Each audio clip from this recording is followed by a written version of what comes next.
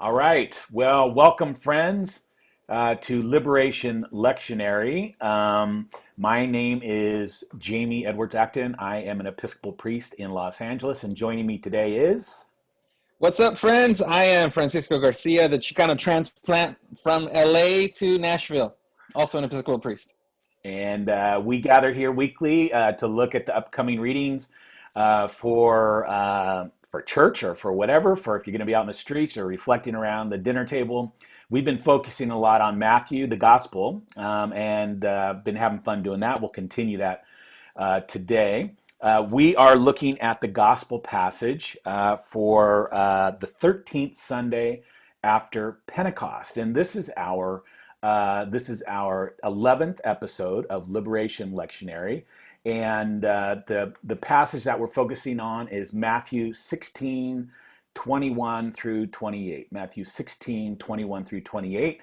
And as we talked about last week, and we'll talk about in a second, this is really part two of a longer reading in chapter 16 of Matthew here. So hope that you will continue to follow us, like us on Facebook, follow us on Instagram, Twitter, check us out just wherever you find us, and tell your friends, and hopefully this could be a resource for you. And we love feedback and comments, and so please let us know what you think.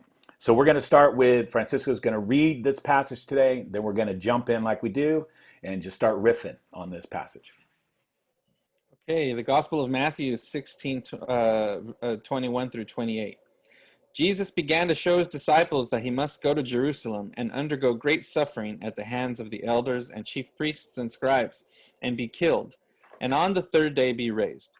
And Peter took him aside and began to rebuke him, saying, "God forbid it, Lord, this must never happen to you." But he turned and said to Peter, "Get behind me, Satan.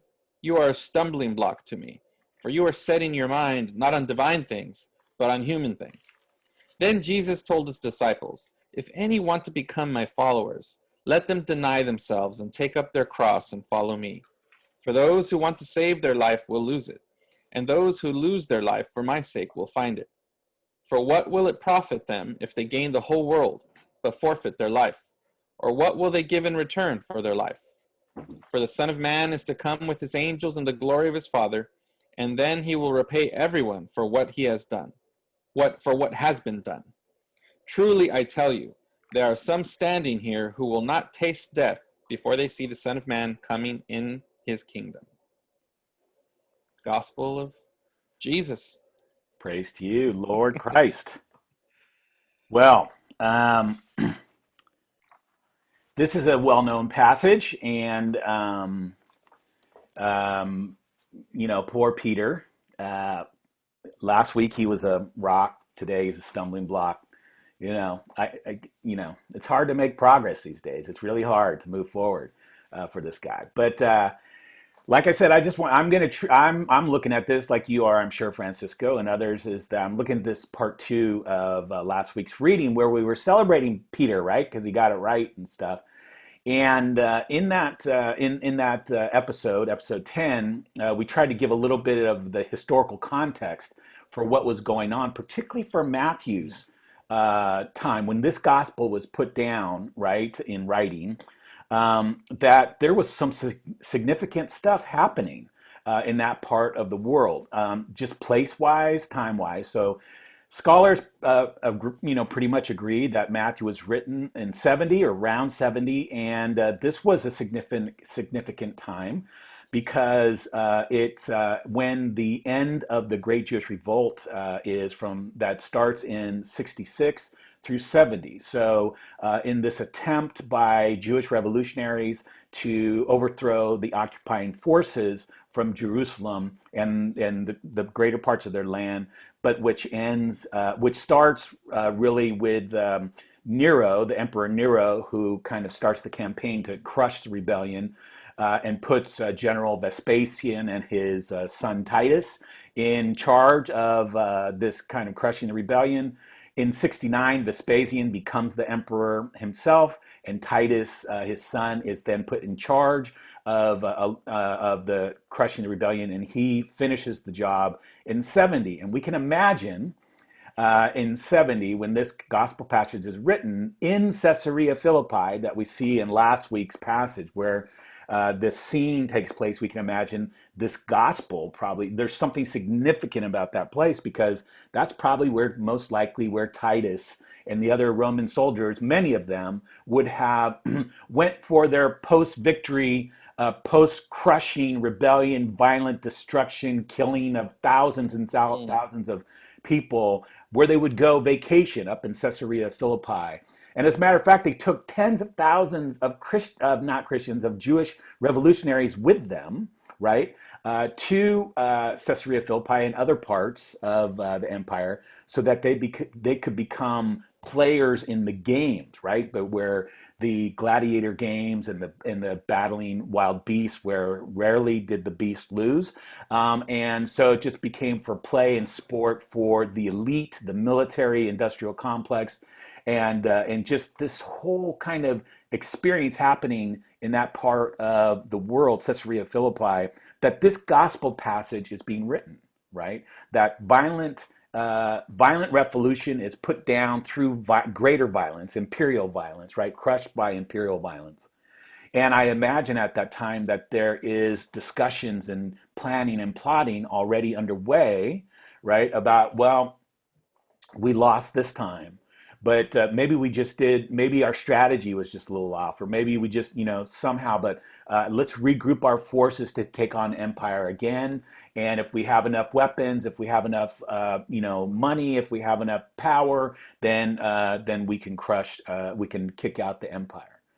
And it's in this context that I think that's a pretty realistic, viable kind of imagining of what the context of when Matthew is written. It's in this context that Matthew remembers Jesus's words here with Peter.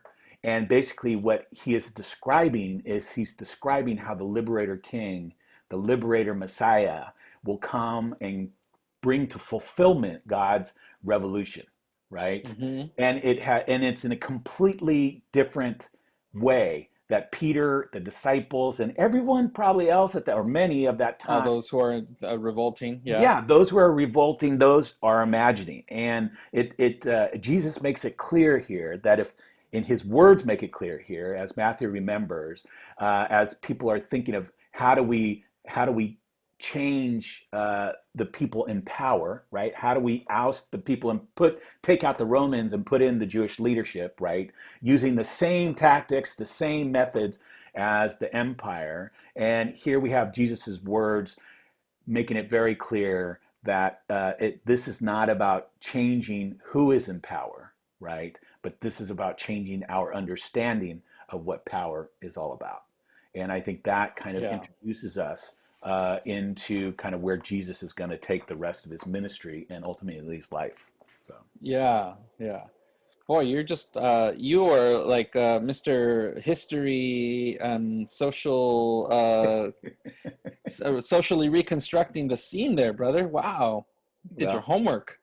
well, That's good. I mean, yeah, I had to do some of that from last week. Like I said, this is a yeah. two-part thing, so I already had some of it in my head. But yeah, Yeah, no, it's really important to think about that context. And so when we talk about what is God's revolution look like if it's not the revolution that the violent insurrection that maybe that Jesus and the disciples and everyone sort of knew was happening, or the context of the violence of the state against people who are trying to survive and fight against that.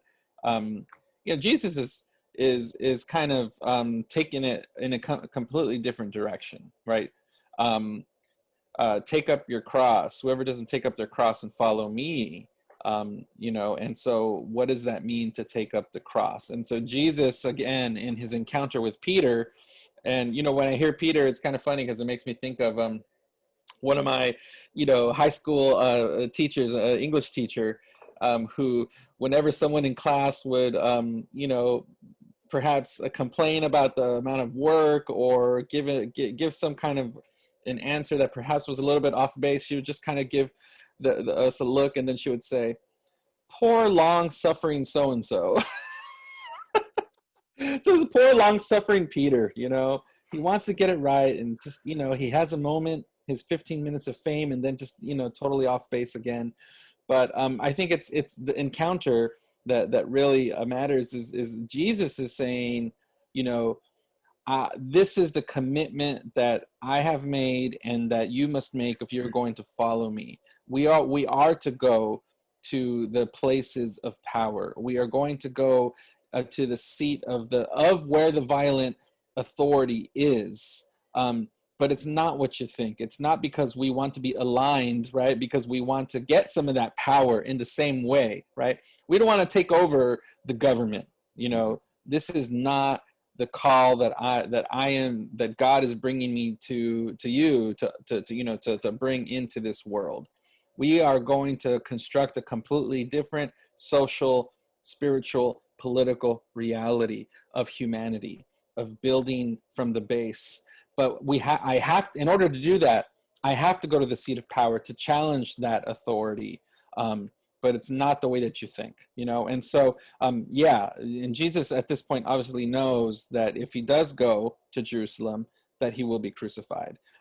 His disciples don't really get it yet, but so, he's obviously building up to that and calling us to, we're supposed to get close to power, but it's because we're going to challenge it, because we are going to question it, because we are going to build a different reality and actually not use it for our own personal gain, and not get swept up in that desire to have power and authority over other people. And I think we see that playing out today. When I'm thinking about this text, I can't help but think about how in our American context, how these forces of ideologies of patriotism, American nationalism, and a certain brand of religion. And so I'm kind of thinking about it in terms of a Christian nationalism, a Christian ethno-nationalism, really, rooted in white Christian supremacy. I mean, let's call it what it is, and we're seeing it play out in our national stage as we approach this election, and it's really ugly, and it's there's a lot of strife going on, and we see it playing out at the grassroots level, where I think we started these episodes when we were talking about George Floyd and Breonna Taylor and everything, and now we're talking about Jacob Blake, and so these things continue to happen. Black folks getting slaughtered in the streets, the need to hold, to call out the injustice of our policing systems, and then the response, right? The response of vigilante violence. There's just so much, I think, that we can wrap our heads around. So, yeah. Well, your comment on the white nationalism makes, I'm going to leap over then for a second. We can come back to it, but verse 24, just because it's so iconic, and I think we just want to turn it into a metaphor. So if we want to come back to that, I'd like to I don't think anybody in Jesus's day heard it as a metaphor. So just want to go back. But the white nationalism comment makes me go think of this next section where Jesus talks about those who want to save their life will lose it. Those who lose their life for my sake will find it. For what will it profit gain the whole world? All that stuff. And then earlier where Jesus says, "Get behind me, Satan," to Peter.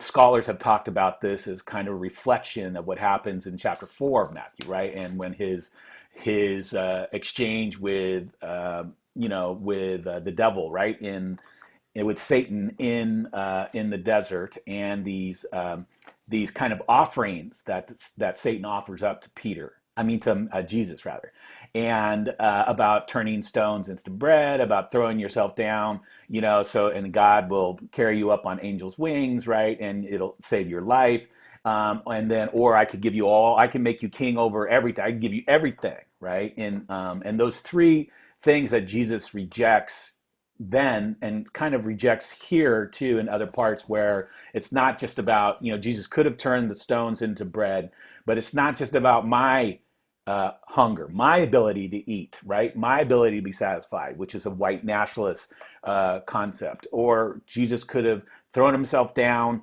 and trusting that God would come and save his life, right? And that Jesus was said that no, that's not. I'm not just out to save my life, right? I'm out here to lay my life down for others, right? That they might live, that they Yeah, might have abundance, And then the absolutely. third promise, where you could have it all, which is this very Trumpian kind of thing, right? We are the biggest, the baddest, the best, and at the base of that is kind of a white nationalism, thinking.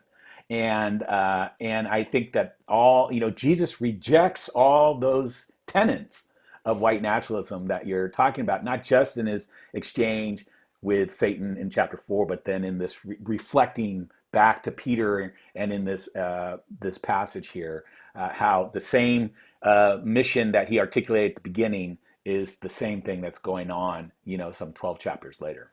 So, Oof, yeah. And my America, my religion, like you right. said, my X, Y, and Z. And so, you know, there's just so much work to be done, I think, to to unlearn this brand of Christianity, of what passes as Christianity, really. And there's no way, if you look at the totality of the scriptures, I mean, we've been following Matthew, but if we look at Matthew and the collection of gospels and epistles, you start to see what is the pattern of who Jesus is, what did he do, where did he stand, and it wasn't with power, No. with the powerful. I mean, it's how hard is it to understand that? But in our American, capitalist culture, I mean, obviously, this is why we do what we're doing now. Why we have to intentionally do this reading from this liberation lens, because we are in a culture of power, and so that's the way that most people, because that's what dominates our culture, and also to our religion and our church. That's the way people are going to read this, unless we challenge it from a different perspective. Right. Um, well, I said we'd go back. I really don't have a ton to say about this chapter 24, except that don't immediately turn it into a metaphor, right? Don't just say that this is a metaphor for, oh God, I have a busy work day today, or I have that kids that won't behave, or then this is my cross to bear. Come on, folks. Let's be deeper than that, and that carrying up your cross, now taking up your cross, is really a way of trying to imitate Jesus in the world, right? How do we live like Jesus? How do we love like Jesus? How do we fight like Jesus for justice and grace and understanding and inclusion? It's as the cross becomes more, you become to sense the cross on your shoulder, right? Becomes more three-dimensional and physical, and you can feel its weight the more we enter into that like Christ-like activity. And so that's the only thing I want to say, is that just don't immediately make it a metaphor. So because I think it loses its power that way. Yeah, I think that's right. And then the last thing, we can end on this last. What do you make of this? This last line. Truly I tell you, there's some standing here who will not taste death before the Son of Man is coming in. Before they see the Son of Man coming in His kingdom. On the one hand, this is Matthew, right, trying to say, hang in there. I feel, don't give up hope. This thing's coming, and just and that never really goes away, even 2,000 years later, right? People are saying it's coming, it's coming. I think another way to see it, for me at least, which is more in line with my thinking of God's kingdom, and this kind of how always there's never been scholars have never been able to biblical scholars can never translate when Jesus talks about the coming of God's kingdom. Like, is it near? Is it at hand? Is it now? Is it just Hmm. around the corner? And so they can't tell what Jesus is really talking about. And I think that's because that's what Jesus intended. And so I think that we can taste God's kingdom. As a matter of fact, the language is used there in terms of tasting death, but it makes it. We talk about tasting, getting a taste of God's kingdom, right, in the here and now. And you can taste. I've tasted God's kingdom, right, in compassionate gestures, right, towards me, and when I have kind of taken a risk and tried to help somebody else, or seeing justice in action, right, and people against all odds fighting, right, Mm-hmm. for what is right, and there's just it's a transporting experience that gives you a glimpse, gives you a taste of what God's kingdom is, because it's accessible right now. And I think that's what Jesus always tried to make that argument, that it's accessible right now. This is not just a by and by kind of thing. That's right. The coming of God is and we know that it goes way back to, like, Tolstoy wrote, "The kingdom of God is within you," the king, and really centered on how, or is at hand. And so this idea of an eschatology that is very present, meaning the end times is about organizing towards the good and the just vision of God that we will see glimpses of, right? And we will always work towards, but the actions begin with us here and now. That's right. And so if you don't want to taste death before tasting God's kingdom, then you need to follow in the way of love, right? As Michael Curry would say, and Bishop Michael Curry, and really try to be like Jesus in this world, in our own place, in our own context. And in however, wherever you are, I mean, given the limitations that many of us have now with this pandemic, it's going to look different for based on your situation, obviously your ability to get out of the house or not. But I know I'm being careful about when I go outdoors, and I wish I could be you know out there and protesting on the streets all the time, but it's not sort of where I'm supposed to be at this moment. Right. And I know other folks who are really, really vulnerable in terms of their health, and that hasn't stopped them from being active and engaged. So I think of a friend who is, a parishioner at the church where I'm currently hanging out here in Nashville. And there's been protests going on at the plaza, the state capitol, for over 60 days. Folks were camped out protesting, and this parishioner, has been doing solidarity work from her place at home. Updating people on Facebook, organizing donations of supplies, checking in with the protesters about what their needs are, and even making drop-offs of, like, water and granola bars, like quick drop-offs. Writing letters to getting people to sign petitions, and so that's an example of, you can do a lot from where you are, and it doesn't. We're all called to do something. So I'm just really moved by those actions. Yeah. So That's cool. Well, mhm. let's let that be the last word, Francisco. I've had fun today, as always. Want to thank everybody for joining us today. Again, tune in, like us, share, and give us some feedback. We want to get better. I want to be more meaningful, right? But as we seek to bring the gospel of good news to people through the lens of liberation, focusing on this lens of liberation for all of us. So until next week, we're just be safe and keep the good fight going. Have fun out there in Nashville, Francisco. Take care. All right, Peace. fight the power and be the love. That's right. All Take care, right. man.